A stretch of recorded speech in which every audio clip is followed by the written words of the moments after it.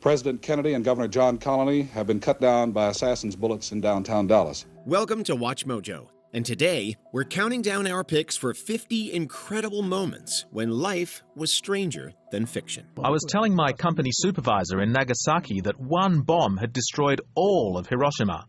He told me I was crazy. Just as he said that...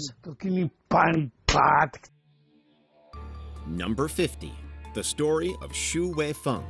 Despite a seemingly constant influx of bad news filtering into our media diet, it's important to remember the world is filled with unsung heroes. One such hero is Shu Weong, a resident of Jiangsu province in China. One day in 2018, Mr. Weong happened upon an 8-year-old boy drowning in a river. Despite being 80 at the time and having some pre-existing injuries from a fall, Mr. Weong leapt into action. He saved the boy, much to his family's relief. The story would have ended there, but for a truly bizarre bit of random chance. Mr. Weong had saved the boy's father from a nearly identical situation 30 years before. Number 49. Till Death Do Us Part.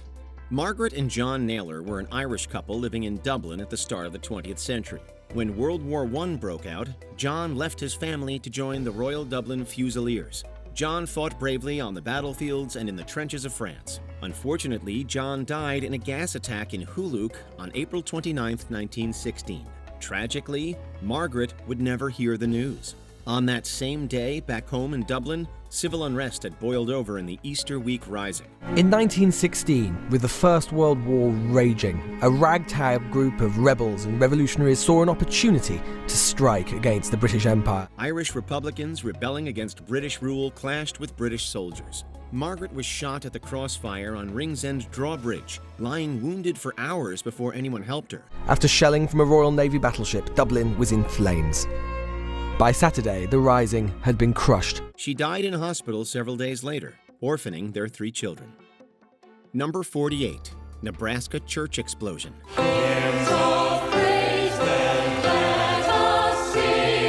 Sometimes an event takes place that seems due to divine intervention.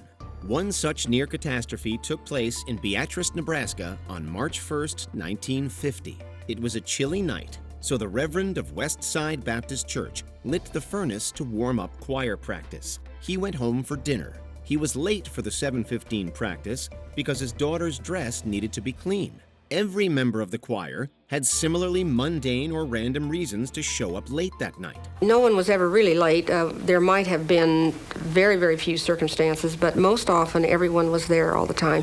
I really can't think of a time that anyone came late. From car trouble to problems with math homework to plain old laziness, all 15 church members were late. As it turned out, that tardiness saved their lives. At the time choir practice was supposed to begin, the furnace exploded, collapsing the building. Minutes after the explosion, the choir members began to arrive, each one thinking that the others had perished. Number 47. The My Way Killings.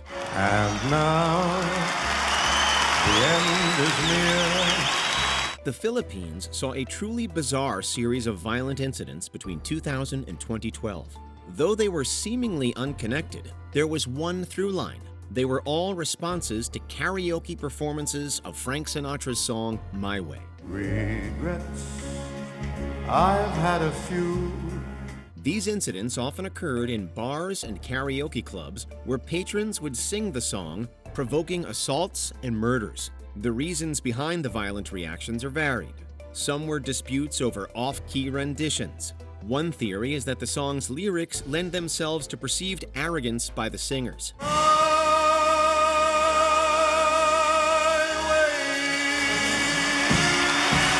Whatever the reason, many karaoke bars in the Philippines removed My Way from their song lists. By the end of the phenomena, at least 6 people had been killed. Number 46. Lefthanded Presidents. According to studies, 9 out of every 10 people are right-handed. Archaeological evidence shows that it's been that way for as long as 500,000 years. One would think then that subgroups of people would reflect a similar distribution. When it comes to American presidents, though, that assumption would be incorrect. Of the 14 U.S. presidents since the end of the Second World War, 6 of them, or 42%, have been left-handed. Biologists and psychologists have actually tackled this esoteric topic in academic articles. Theories abound. Some think it has to do with their more dominant right brain hemispheres. Others think that southpaws develop levels of creativity and divergent thinking ideal for politicians. Parade of talented folks lead credence to the theory. Leonardo da Vinci, for example, was a lefty, so was Mozart, Picasso, Einstein, Madame Curie, Mark Twain, Babe Ruth, and Jimi Hendrix. Whatever the reason, the number of lefty presidents seems too high to be a mere coincidence.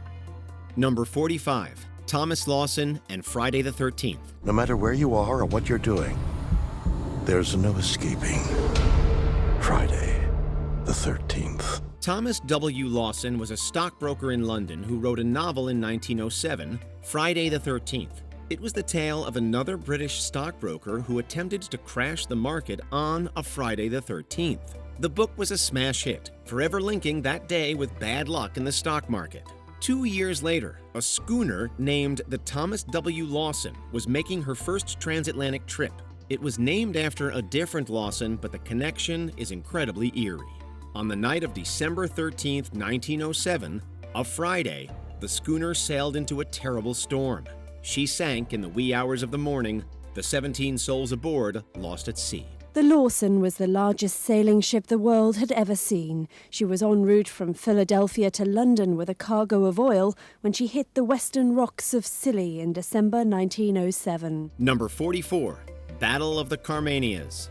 During World War I, some private shipping companies saw their vessels commandeered by their respective governments. Many such ships were transatlantic steamers and merchant vessels retrofitted into battleships. Germany requisitioned the vessel Cap Trafalgar, painting her to look like the British merchant ship, the RMS Carmania.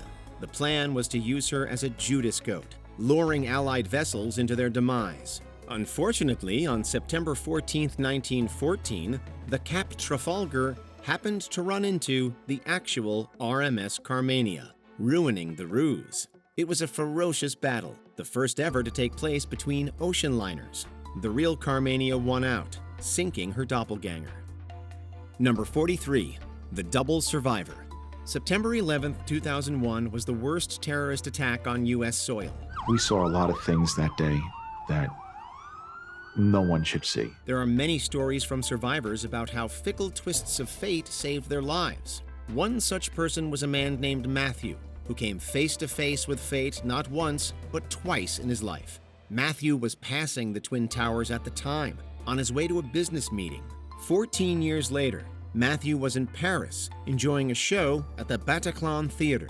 Terrorists entered the club, shooting dozens upon dozens of the concert-goers. Matthew was one of those shot, though he survived by slowly crawling to safety. It's hard to gauge the quality of Matthew's luck, having barely survived 2 separate terrorist attacks. This is an attack not just on Paris, it's an attack not just on the people of France, but this is an attack on all of humanity and the universal values that we share. Number 42, Megalith Construction.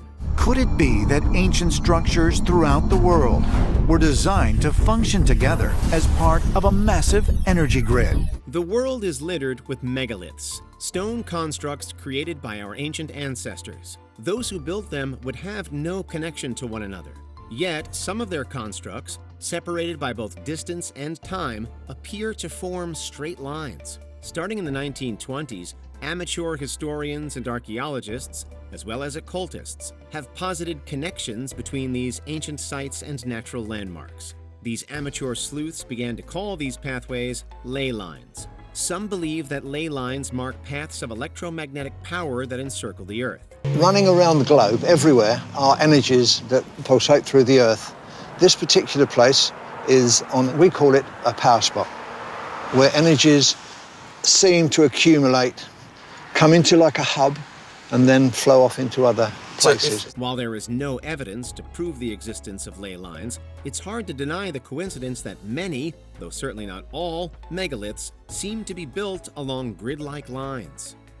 Number 41.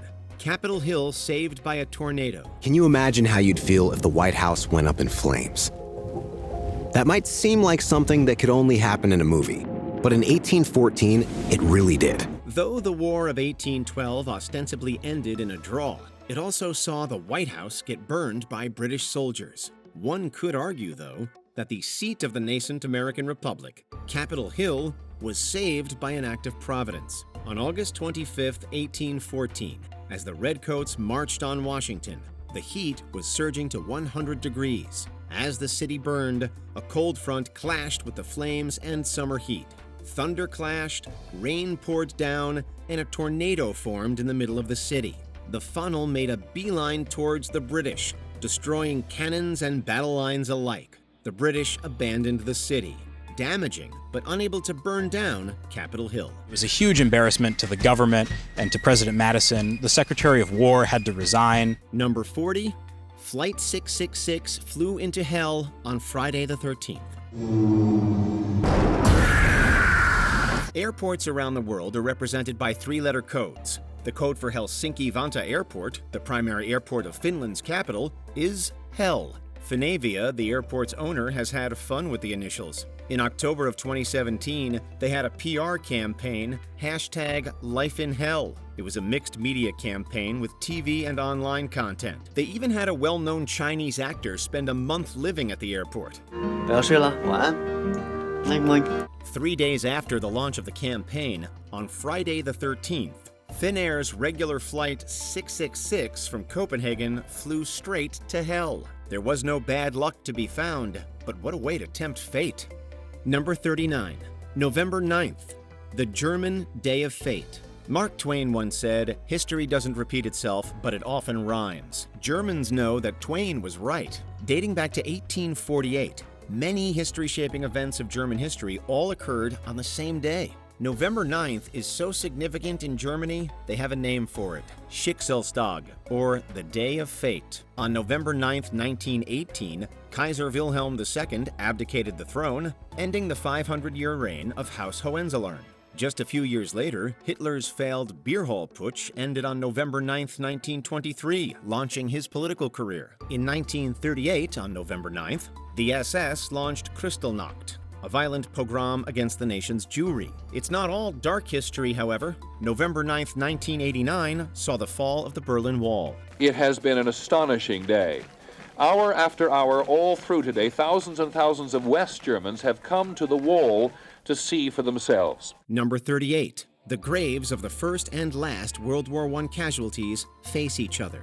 World War I was the bloodiest war in the history of England. The Battle of Somme, for instance, claimed more British lives than every single post-World War II British battle combined. The nation lost 6% of its total male population to the war. Many of those fallen soldiers rest in St. Symphorien Military Cemetery. However, there is an odd and unplanned coincidence with their graves. The first British casualty of the war was a young man named John Parr. The last was 30-year-old George Edwin Ellison. Parr and Ellison both lie at St. Symphorien, 7 yards apart and facing one another. Private John Parr, the first British soldier killed, is buried here.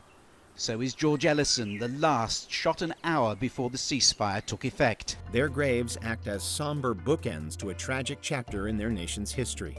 Number 37. The Civil War began and ended on the same man's property.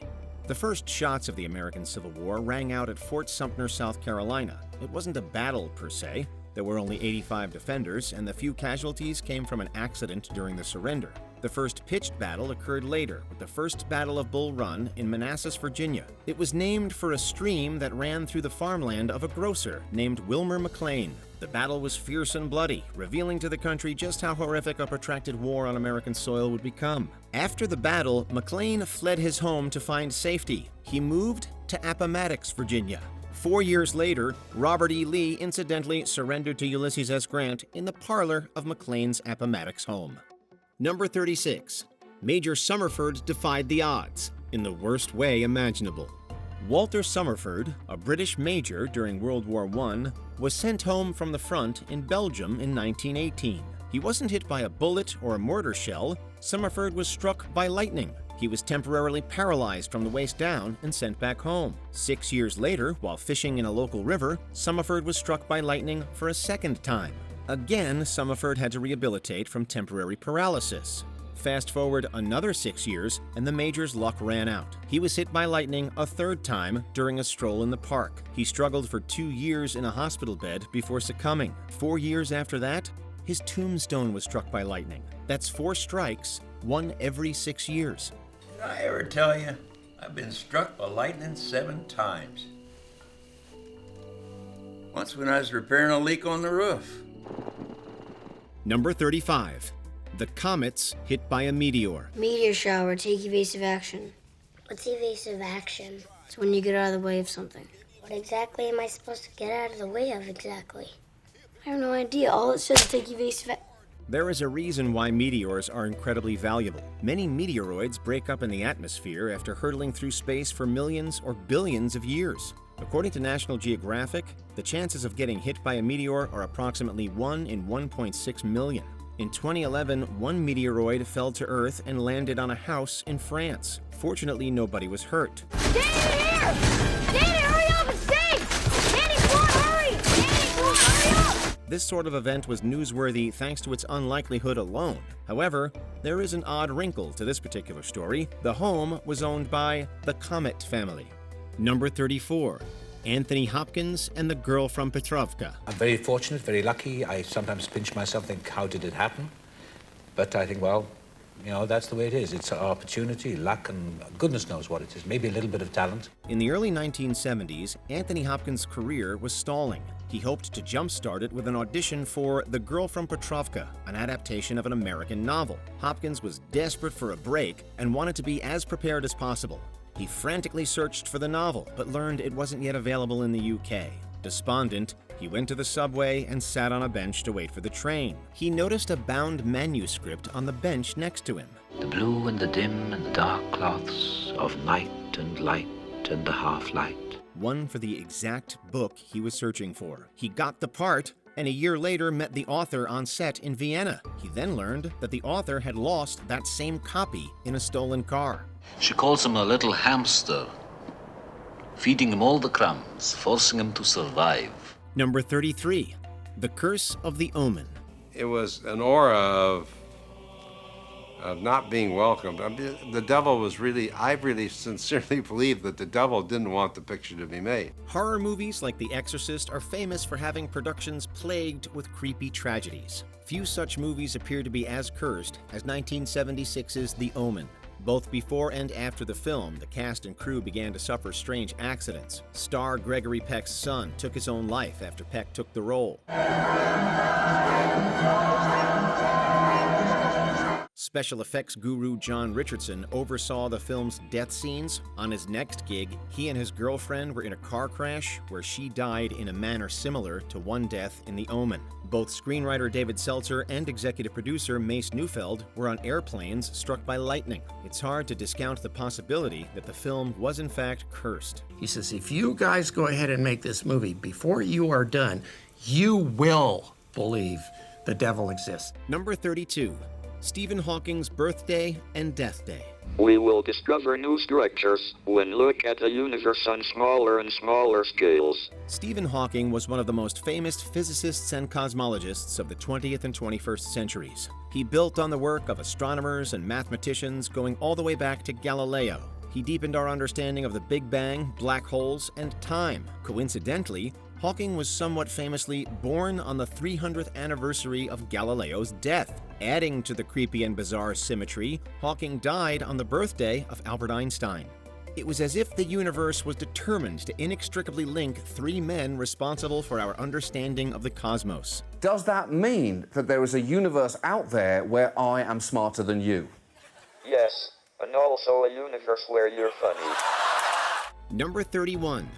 John Wilkes Booth's brother saved Abraham Lincoln's son. So that moment where the whole future looked like had finally lifted, the clouds had separated, comes crashing down. Robert Todd Lincoln, the only of the president's children to outlive his parents, himself had a long and storied career. Lincoln was at one time the Secretary of War, as well as the U.S. ambassador to the UK. That may never have happened if it weren't for the intervention of a Good Samaritan. This is just a clumsy attempt at discouragement. I've been to Army hospitals, I've seen surgeries, I went and visited the malaria barges with Mama. Lincoln was in New Jersey waiting for a train in the middle of a crowd. He slipped and fell onto the platform. Thankfully, an onlooker managed to pull Lincoln back onto the platform in time to avoid the oncoming train. That man was Edwin Booth. brother to the man who would ultimately kill Lincoln's father, John Wilkes Booth. Coincidentally, Lincoln was also present at the assassinations of Presidents Garfield and McKinley. I want to be useful, but now,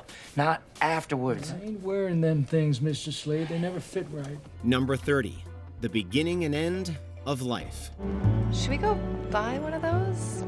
Yeah, I was probably gonna go back later? Yeah. Life magazine helped define popular American culture in the 20th century. It was ubiquitous on shelves of every magazine stand, waiting room, and grocery checkout in the country. The first issue of the magazine as we currently know it was published on November 23, 1936. The first interior photo in the magazine's history was a picture of a baby being cradled by his doctor after being delivered. The caption read, "Life Begins." That baby was George Story, who himself ultimately grew up to become a journalist. Decades later, on April 4th, 2000, Life magazine announced that it would stop publication. Story died of heart failure a few days later. When I was growing up, that was, you looked at Life magazine and that was how you saw the world. Number 29, a Dutch cyclist and a plane crash dodger. Martin de Jong is a former professional cyclist from Holland. His career peaked in 2014 with a first-place win in Stage 4 of the Tour of Thailand. What makes de Jong's life remarkable is not his career. Instead, he's known for his shockingly good luck. The same year that de Jong won the aforementioned race, two separate Malaysia Airlines flights crashed. One, Flight 370, went missing. The other, Flight 17, was shot down over Ukraine by Russia. De Jong was allegedly planning to be on both flights. In the case of Flight 370, he decided to take a flight earlier in the day. With Flight 17, he ultimately chose a cheaper flight home. Number 28, Bruce and Brandon Lee in Game of Death and The Crow. Listen! I'm sure you'll remember. You killed them. On Halloween. Despite Bruce Lee's incredible fitness, he died suddenly at the age of 32 due to an allergic reaction to painkillers. Lee was in the middle of a movie production, filming Game of Death. The film was rewritten and partially reshot with a double in order to finish. In one scene, a prop master on a film set explains to a group of extras how to use a prop gun. Gentlemen, these are blanks. Only aim upward. There's a wad of paper that comes out and can injure someone. One of them replaces a blank with a real bullet to try and kill Lee's character. The scenes are eerily reminiscent of the death of Lee's son Brandon decades later. While shooting The Crow, Brandon Lee died when a prop gun was misloaded. That film, too, was recut and partially reshot in order to finish.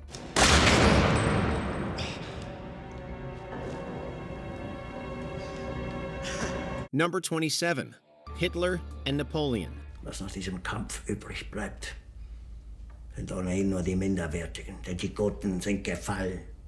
In all of history, only Napoleon Bonaparte and Adolf Hitler have come close to conquering all of Europe. What is creepy is that their lives, rises to power, and falls mirror each other incredibly well. Separated by 120 to 130 years, their journeys were strikingly similar.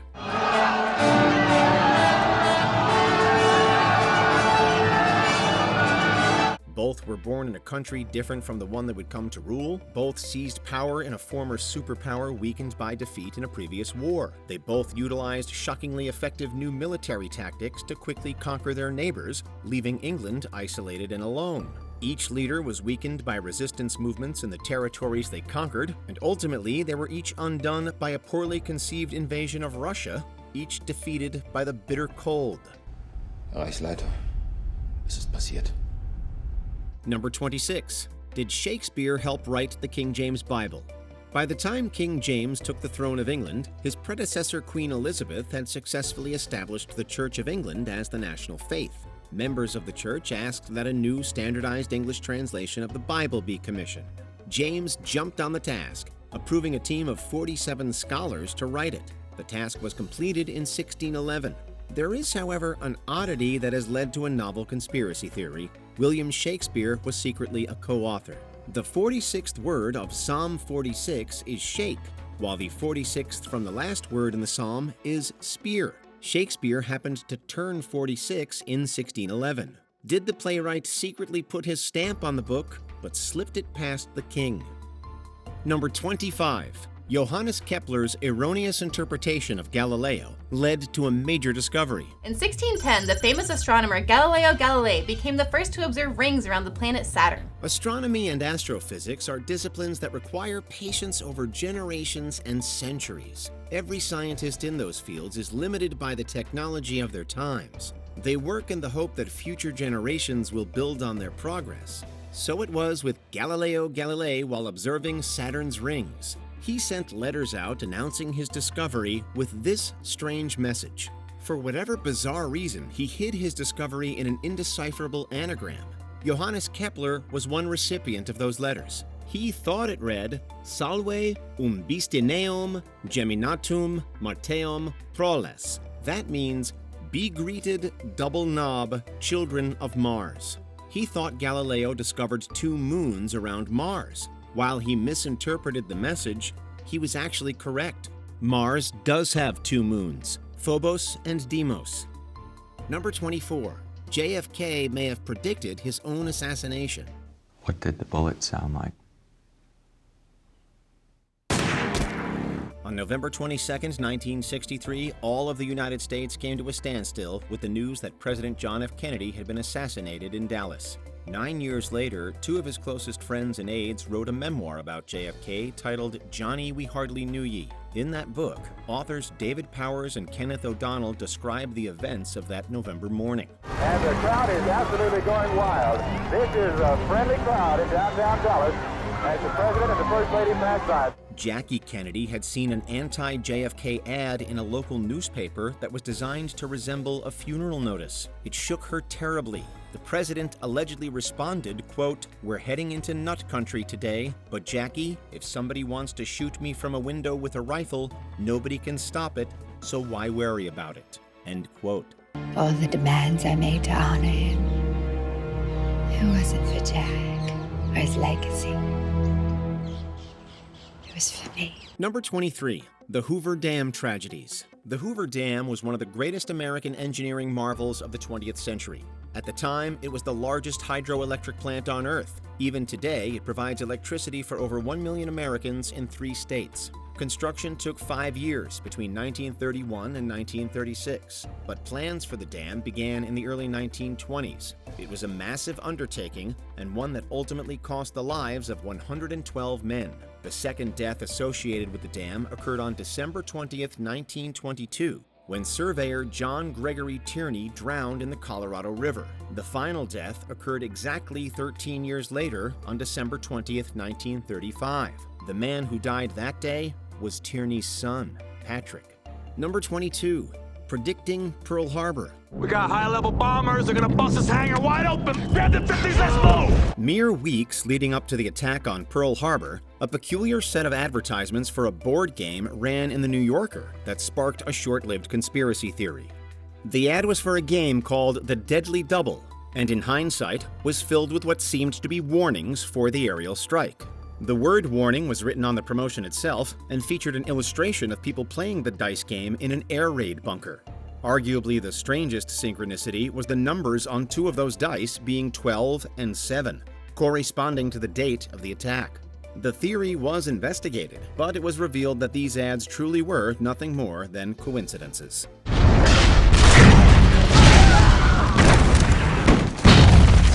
Number 21. One man survived both Hiroshima and Nagasaki. I was telling my company supervisor in Nagasaki that one bomb had destroyed all of Hiroshima. He told me I was crazy. Just as he said that, Tsutomu Yamaguchi was a Japanese draftsman for Mitsubishi. In the summer of 1945, he was on an extended business trip to Hiroshima. On August 6th, the U.S. dropped an atomic bomb on the city.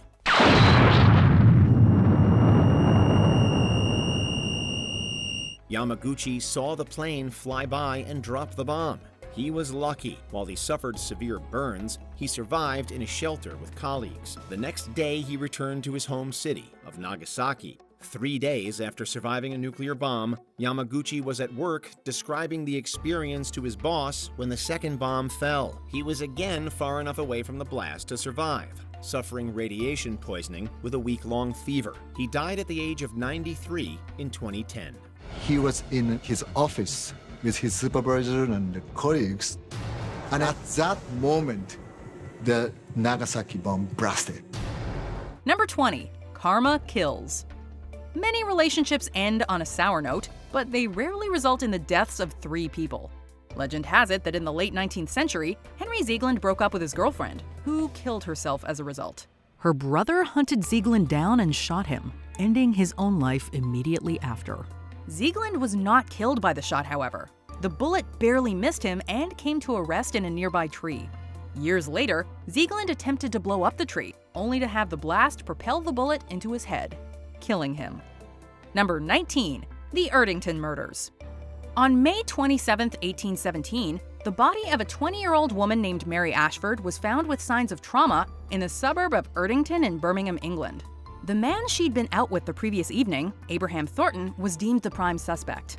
Due to a lack of evidence and a strong alibi, he was ultimately found not guilty, leaving the crime unsolved. Flash forward 157 years to 1974, and Erdington was struck by a nearly identical crime.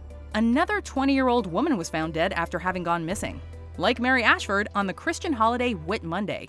The last person to see her? A man with the same last name, Michael Ian Thornton. He too was found not guilty. Number 18, the cases of Katherine Edos and Mary Kelly. On the evening of September 29th in 1888 London, a woman by the name of Katherine Edos was taken into custody for being drunk in the streets. The police, however, didn't learn her real identity until after the fact, as she gave them a fake one during her stay in the drunk tank, that of Mary Kelly.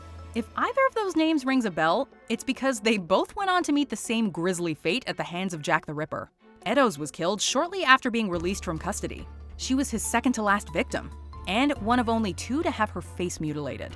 The other was none other than the real Mary Kelly, the Ripper's last known victim. Through DNA, you might be able to satisfy some claims that she's descended or was an ancestor of somebody today. Number 17, the Jim twins.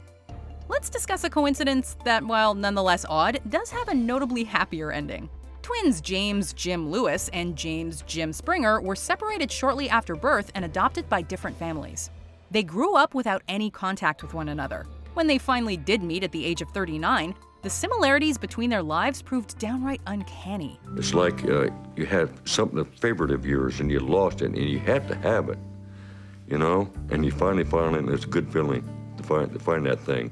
Well, that's where it was with Jim. As children, they both had dogs named Toy and excelled in math and woodworking. And you like a certain type of woman? Yeah, one we have.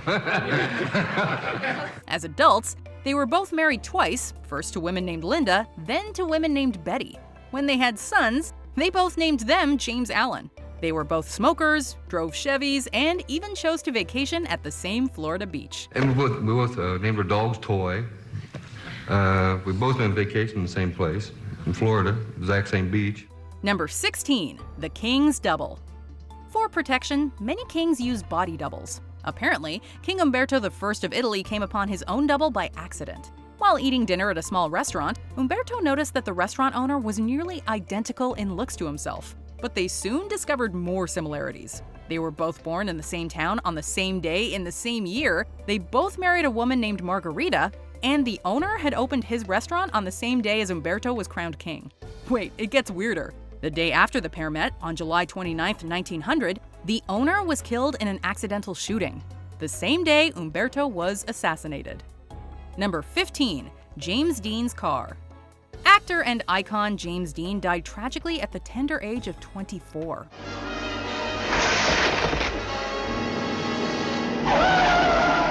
In addition to acting, Dean was passionate about cars to the point that he was contemplating venturing into professional racing. Unfortunately, on September 30th, 1955, his dreams were brought to a screeching halt when he got into a fatal accident on his way to a race in his brand new Porsche 550 Spyder.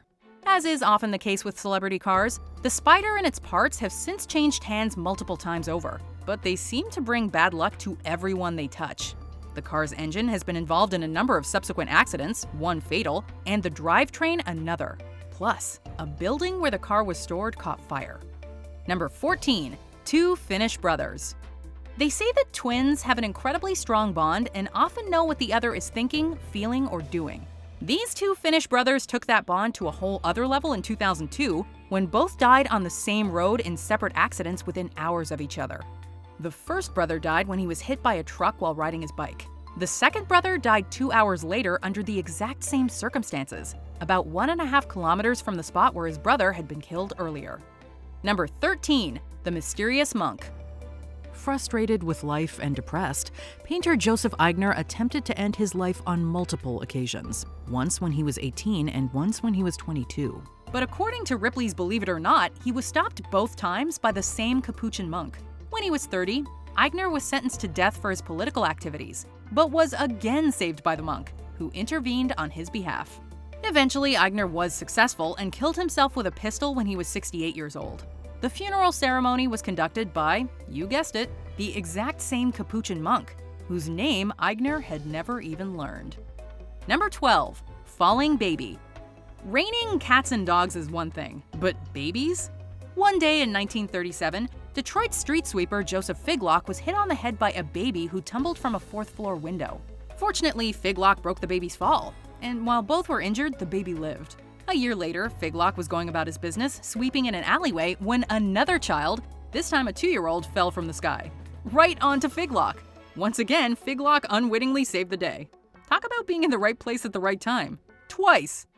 Number 11, a painting that predicted Hitler's evil. Before getting involved in politics and becoming one of the greatest monsters in human history, Hitler had aspirations as a painter. Even after abandoning these, however, he remained passionate about the arts, and this painting is said to have been one of his favorites. Painted by Franz von Stuck, an artist Hitler long admired, The Wild Chase is a gloomy and foreboding work that von Stuck just so happened to complete in 1889, the year of Hitler's birth. The painting depicts Wotan, a Germanic god, leading the mythic wild hunt followed by an army of the dead. Wotan bears a striking resemblance to Hitler, and many retrospectively see this painting as having predicted his rise to power and bloody legacy. Number 10, The Cannibalized Boy. One of the greatest authors of the 19th century, Edgar Allan Poe, wrote a book titled The Narrative of Arthur Gordon Pym of Nantucket. The book depicted 4 shipwreck survivors who eventually killed and ate a boy named Richard Parker. Several years after the publication of Poe's story, a yacht called the Mignonette sank and left 4 survivors stranded at sea. The 3 older survivors eventually killed and ate the cabin boy, whose name was Richard Parker. Number 9, Thomas Jefferson and John Adams. John Adams and Thomas Jefferson were 2 of the most important players in the founding of the United States. Both played a large role in the creation and signing of the Declaration of Independence, which was eventually approved on July 4, 1776. Although their relationship deteriorated over the years, they eventually reconciled, and oddly, died on the exact same day. That day, July 4, 1826, exactly 50 years after the signing of the Declaration. Number 8, Aztec prediction of Cortez. In the early 16th century, the Aztec Empire was at the peak of its prosperity under Montezuma II. In 1519, however, an ancient and deadly prophecy seemingly came true, bringing unimaginable destruction to this awe-inspiring civilization. According to local legend, Quetzalcoatl, described as being bearded and of white skin, would one day return from his travels to once again stake his claim over the Aztec people. The predicted date on the Mayan calendar just so happened to coincide with the year when the Spanish conquistadors arrived, led by the bearded and white-skinned Hernán Cortés. Number 7, the 27 Club. The 27 Club refers to a group of famous people, mainly musicians, who have died at the age of 27. It started in the late 1960s when Rolling Stone Brian Jones, Doors frontman Jim Morrison, Janis Joplin, and Jimi Hendrix all died at this age. 2.5 decades later, Kurt Cobain took his life at 27, and recently, Amy Winehouse died from substance use disorder issues at the age of 27. Winehouse actually stated years earlier that she was worried about dying at 27. All in all, the club has claimed over 60 artists, musicians, and actors since the start of the 20th century. Number 6, Mark Twain and Halley's Comet. Mark Twain was born on November 30th, 1835, just 2 weeks after Halley's Comet was visible on Earth. Twain, who was the author of The Adventures of Tom Sawyer and Adventures of Huckleberry Finn, seemed to strongly associate with this celestial event. In fact, he famously declared, quote, "I came in with Halley's Comet in 1835. It is coming again next year, and I expect to go out with it. It will be the greatest disappointment of my life if I don't go out with Halley's Comet. The Almighty has said no doubt, now here are these two unaccountable freaks. They came in together, they must go out together. He died on April 21st, 1910, one day after the comet had returned. Number 5. Violet Jessup, also known as Miss Unsinkable. This Irish-Argentine stewardess had a knack for being at the wrong place at the wrong time, but somehow emerging unscathed. Violet Jessup was working aboard the RMS Olympic when it collided with British warship HMS Hawke in 1911. The Olympic had to limp back to port. However, this was just a taste of things to come. Jessup was also aboard the Titanic when it sank in 1912, and the HMHS Britannic, which sank in 1916 due to a sudden explosion, which was later revealed to have been a mine. This earned Jessup the nickname Miss Unsinkable. We're thinking that with her luck, she was either the best person to stay close to aboard a ship, or maybe a reason to change ships entirely. Number 4. A license plate that predicted World War I. As most historians agree, the First World War, which would go on to last 4 years and claim the lives of millions, all began with the death of one man. On June 28, 1914, Archduke Franz Ferdinand was killed by Bosnian Serb Yugoslav nationalists. War soon followed, drawing in an ever-widening network of allies into what became a global conflict. No one had any clue when or how it would end, with one possible exception: a license plate. When looking for answers, it typically pays to go back to where it all started. Sure enough, the very car in which Franz Ferdinand was murdered contained a prediction. His license plate was A111118, which many retroactively read as Armistice, 11th November 1918. Number 3. Tamerlane's Tomb. In June of 1941, Russian anthropologists, led by Mikhail Gerasimov, conducted a dig at the site of the Guriamir. This mausoleum was the final resting place of Tamerlane, a Turco-Mongol conqueror who founded the Timurid Empire and was thought to be responsible for the death of up to 17 million people as a result of his deadly campaigns. Depending on who you ask, however, he may have upped the body count post-mortem. Inside his casket, the anthropologists reportedly found the inscription, quote, "Whomsoever opens my tomb will unleash an invader more terrible than I." They went ahead and opened the tomb anyway, and 3 days later, Operation Barbarossa began. This Nazi invasion of the Soviet Union was the largest in human history. Number 2. The Titan and the Titanic. In 1898, Morgan Robertson published a novella entitled Futility or The Wreck of the Titan. The plot revolved around the HMS Titan, a British luxury liner that hit an iceberg and sank while crossing the northern Atlantic. Of course, in 1912, the Titanic sank in a similar fashion, and that's where things get bizarre. You could be blasé about some things, Rose, but not about Titanic. It's over 100 feet longer than Mauritania. Both ships were considered unsinkable. Both hit an iceberg in the month of April, approximately 400 miles from Newfoundland. Both were approximately 800 feet long, and both resulted in the deaths of over 2,000 people. The lack of life jackets and lifeboats was also a serious problem for both ships. Tragically so for the real-life Titanic.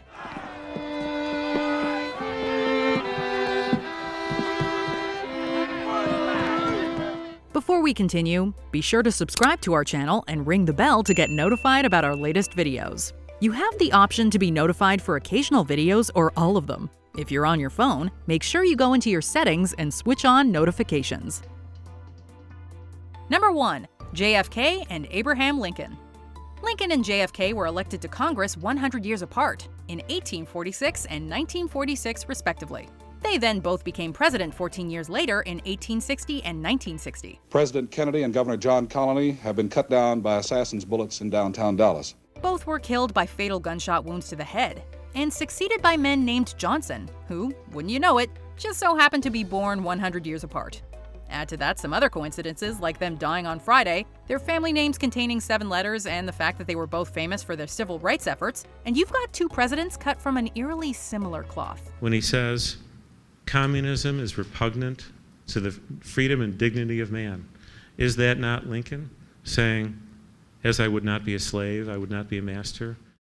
Of all the billions of videos out there, you just happened to watch this one. Is it a coincidence? Do you know of any other strange coincidences in history? Let us know in the comments below. Is it possible that there are no coincidences? Did you enjoy this video? Check out these other clips from WatchMojo, and be sure to subscribe and ring the bell to be notified about our latest videos.